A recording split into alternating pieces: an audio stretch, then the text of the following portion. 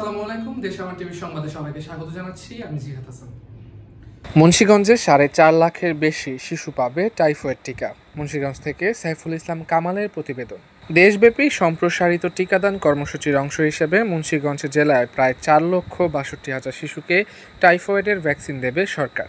8 October সকাল 10:30টায় এক সংবাদ সম্মেলনে civil surgeon doctor ATM Obaidullah এই তথ্য জানান। আমরা কোন ধরনের বাচ্চাদেরকে দিব? আমরা ক্লাস 9 পর্যন্ত বা সমমানের মাদ্রাসায় যারা আছে, কমি মাদ্রাসা, আলিয়া মাদ্রাসা, শিশু থেকে, নার্সারি থেকে এবং 9 মাস পর্যন্ত, 9 মাস হচ্ছে যারা স্কুলে যাচ্ছে না তাদেরকে আমরা দিব। আর স্কুলে হচ্ছে একদম নার্সারি থেকে শুরু করে ক্লাস 9 পর্যন্ত আমরা সবাইকে দিব। তিনি বলেন, টাইফয়েড জ্বর প্রতিরোধে জাতীয় টাইফয়েড টিকাদান ক্যাম্পেইন 2025 শীর্ষক এই টিকা প্রদান করা হবে। সিভিল সার্জনের কার্যালয়ের ব্যবস্থাপনায় এই টিকাদান কার্যক্রম আগামী 12 অক্টোবর থেকে শুরু হবে। 30 অক্টোবর পর্যন্ত শিক্ষা প্রতিষ্ঠান পর্যায়ে এই কার্যক্রম চলবে। এছাড়া 1 নভেম্বর হতে 13 নভেম্বর পর্যন্ত কমিউনিটি পর্যায়ে এই ক্যাম্পেইন বাস্তবায়িত হবে। পুরো জেলায় 4,62,000 শিশুকে টিকা প্রদানের লক্ষ্যমাত্রা হিসেবে ধরা হয়েছে।